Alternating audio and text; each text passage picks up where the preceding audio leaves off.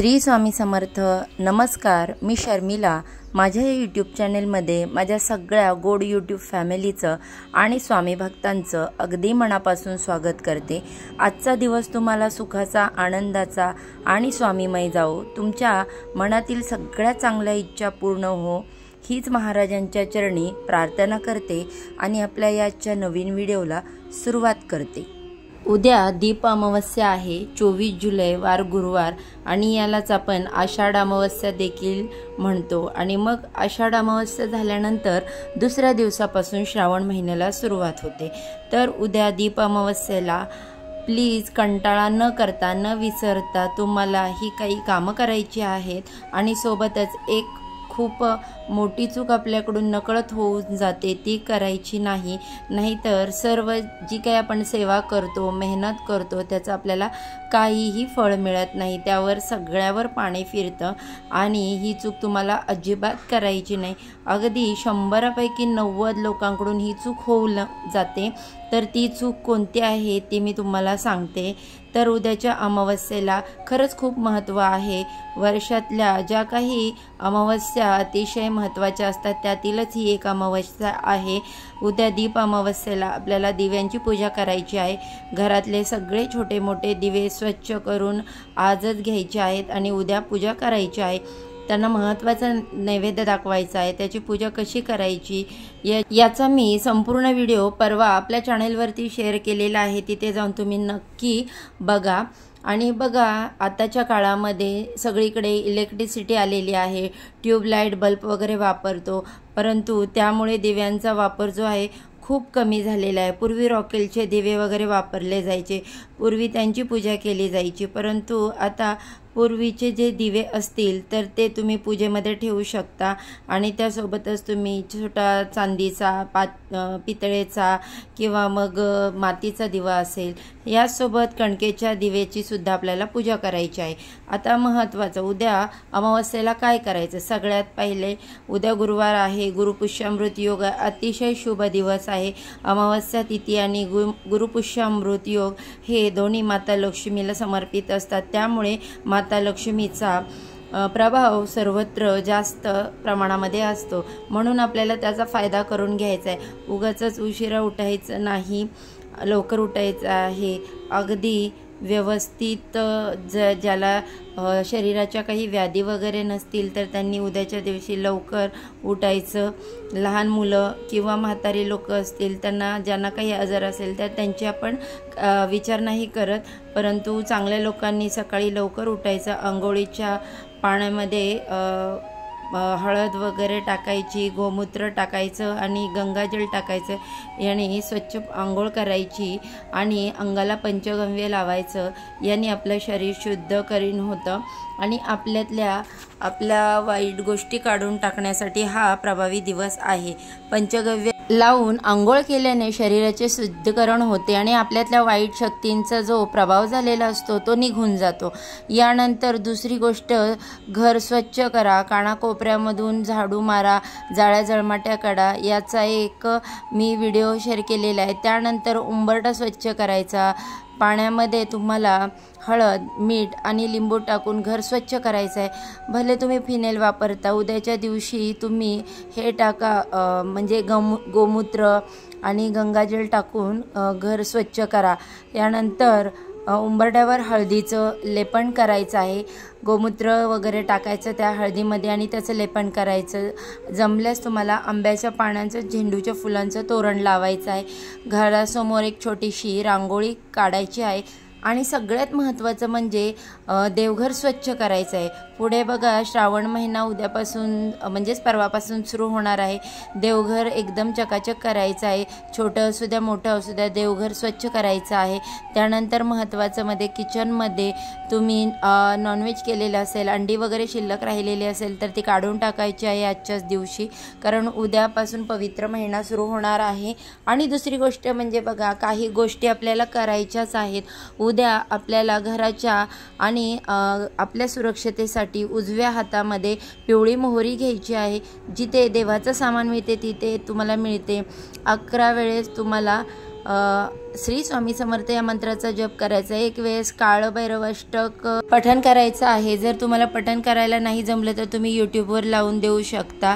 ते म्हणून झाल्यानंतर पिवळी मोहरी तुम्हाला सगळी घरामध्ये टाकायची आहे। यामुळे घराचं वाईट शक्तींपासून इतर सर्व बाधांपासून जे संरक्षण होत असतं। तसेच अमावस्येच्या दिवशी आपल्याला घराचं, दुकानाचं, छोटं मोठं बिझनेस असेल, तुमची काहीही बिझनेस असो तर नारळाने उतारा करायचा आहे।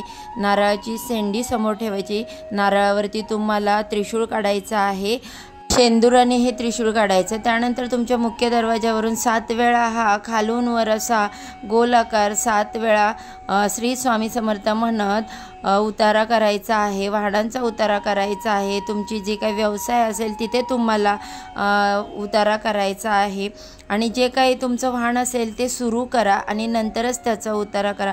अगदी सोप्या सोप्या छोट्या छोट्या या गोष्टी आहेत। हे करायला तुम्हाला अर्धा ताससुद्धा लागणार नाही। आणि समजा तुम्ही घर, दुकान, ऑफिस, कारखाना याला नारळ जर वाहिला असेल किंवा गोरक्षचिंच बांधली असेल, कोहळा बांधलेला असेल तर ते जुना झालेलं असेल तर तुम्ही त्या दिवशी काढून नवीन बांधा। खराब झालेला असेल, पाणी गळत असेल आणि नसेल बांधला तर तुम्ही उद्याच्या अमावस्येला बांधा। यामुळे घरामध्ये नकारात्मक शक्तींचा प्रवाह होत नाही, आपलं त्यापासून संरक्षण होतं। अगदी कळालं तुम्हाला, अगदी छोट्या छोट्या गोष्टींपासून आपलं संरक्षण होतं। यामुळे पितरांच्या शांतीपासून आपल्याला दक्षिण दिशेला एक दिवा लावायचा आहे। दुसरी गोष्ट म्हणजे आपल्याला दीप अमावस्येची कथा देखील वाचायची आहे। संध्याकाळी देखील तुम्ही वाचू शकता। गरजू व्यक्तींना दान करा, तुमच्या यथाशक्तीने काही दान करा, अन्न, वस्त्र जे तुम्हाला शक्य असेल ते तुम्ही 5 रुपयाचं असू दे का दान करा। यानंतर दुसरी गोष्ट म्हणजे घरामध्ये संध्याकाळी कर्पूर होम करायचा आहे। विनंती करते एकदम हात जोडून की कर्पूर होम तुम्ही करून बघा, खूप प्रसन्न वाटतं। अमावस्येच्या दिवशी नक्की सगळ्यांनी हा कर्पूर होम करायचा। नारळ घ्यायचं, थोडासा सोलून घ्यायचा, देवासमोर शेंडी करायची, नारळावरती नंतर एक अशा 7 वड्या जाळायच्या आहेत आणि कापूर जळत असताना श्री स्वामी समर्थ मंत्र म्हणायचा आहे किंवा मग गायत्री मंत्राचा तुम्हाला जप करायचा आहे। दर पौर्णिमेला, अमावस्येला हा कर्पूर होम आहे तो तुमच्या घरामध्ये झालाच पाहिजे। हे नारळ आपल्याला खायचं नाही, तेपर्यंत तो चांगला आहे तोपर्यंत तुम्ही दर पौर्णिमेला तो वापरू शकता आणि ज्यावेळेस तो तडकेल, खराब होईल तेव्हा तो पाण्यामध्ये प्रवाहित करा। अजिबात घाबरायची काही कारण नाही। यानंतर हे झालं अमावस्येच्या दिवशी आपल्याला काय काय करायचं। आता बघा, तुम्ही या गोष्टी सगळ्या करून बघा, याचे 100% चांगले अनुभव येतात।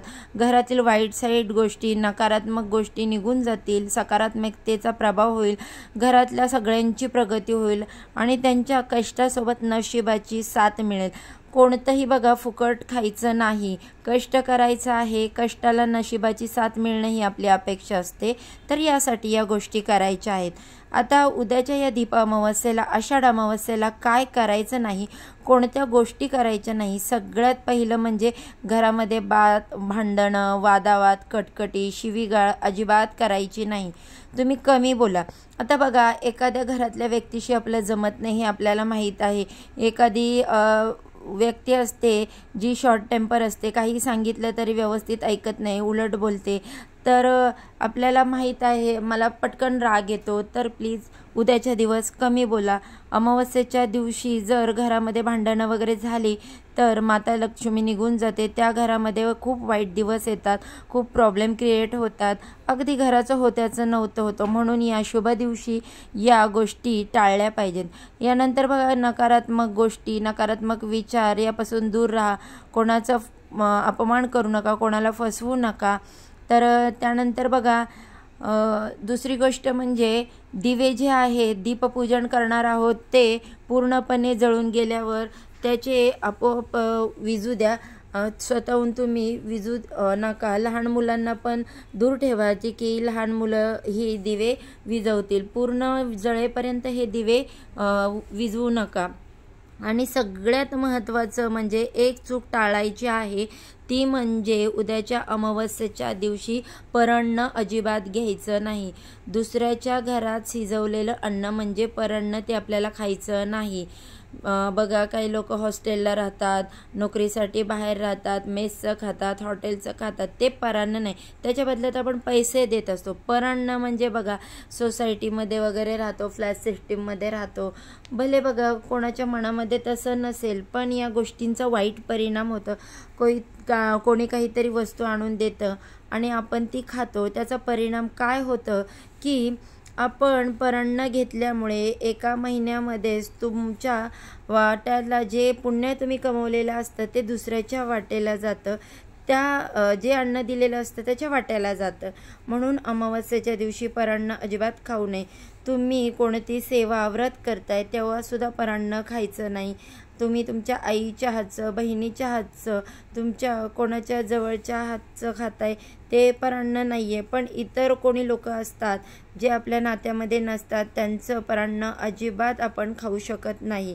यामुळे आपण केलेल्या सेवेचं फळ आपल्याला अजिबात मिळत नाही, त्याचा काहीही उपयोग होत नाही. म्हणूनच या गोष्टींची काळजी घ्यायची आहे. सांगितलेल्या गोष्टी करा आणि या गोष्टी अगदी मनापासून करा. या गोष्टी करताना खूप आनंदी वाटतं आणि कोणती गोष्ट मनापासून करा. आणि महत्त्वाचं म्हणजे दीप अमावस्येला गटारी अमावस्या म्हणतात, कारण दीप अमावस्येच्या दिवशी चातुर्मासाचा, श्रावण मासाचा सुरुवात होतो. चातुर्मास तर सुरू झाला, श्रावण लोक पाळतातच बरेचसे. आणि श्रावण महिना सुरू होणार म्हणून नॉनव्हेज खातात, चिकन, मटण, अंडी खातात, त्यासोबत ते मद्यपानसुद्धा करतात. आणि काही लोक इतके मद्यपान करतात की रस्त्यावर पडण्याइतपत मद्यपान करतात.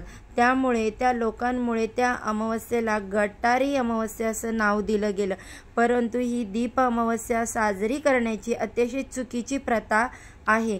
या दिवशी मुळात नॉनव्हेज, मांसाहार अजिबात केला जात नाही, मद्यपान केलं जात नाही. उद्या श्रावण महिना सुरू होणार आहे म्हणून आज असे घाणेरडे उद्योग करायचे ही अतिशय चुकीचं आहे. तुमच्या मनाला पटतं का बघा, नसेल पटत तर तुम्ही या गोष्टी करा किंवा करू नका. मी काही तुम्हाला हे वाईट हेतूने सांगणार नाही, परंतु तुम्ही हे केलं तर त्याचे वाईट परिणाम तुम्हाला नक्कीच भोगावे लागतील. पुढच्या जन्मी नाही, याच जन्मामध्ये तुम्हाला सगळं भोगावं लागेल. नंतर तुम्हाला बघा विचारेल की बापरे असं काय झालं की माझ्यासोबतच एवढं वाईट झालं, याचेच हे काही वाईट परिणाम भोगावे लागतात. म्हणून दीप अमावस्या म्हणजेच दिव्यांची, आपल्या पितरांची अमावस्या तिथी आहे, आपल्या पितरांचा तो दिवस आहे. म्हणून सकारात्मक विचार करा, चांगला विचार करा, यामुळे पितृ प्रसन्न होतील, देवी देवता भरभरून आपल्याला आशीर्वाद देतील. अशा काही वाईट साईट गोष्टी करून आपल्या डोक्यावरती पापाचं माप वाढवून घेऊ नका. तर या गोष्टी नक्की लक्षात ठेवा. अशा साध्या सुध्या नियमांनी तुम्ही नक्की या अमावस्या साजरी कराल, मी अशी अपेक्षा करते. माहिती जर आवडली असेल तर व्हिडिओला लाईक करा, चॅनलला सबस्क्राईब करा. असेच नवनवीन व्हिडिओ पाहण्यासाठी बेल आयकॉनला देखील प्रेस करा. चला तर मग आजच्या व्हिडिओचा इथेच एंड करते. उद्या अशाच छानशा व्हिडिओसोबत पुन्हा उद्या नव्याने भेटू. सर्वांना श्री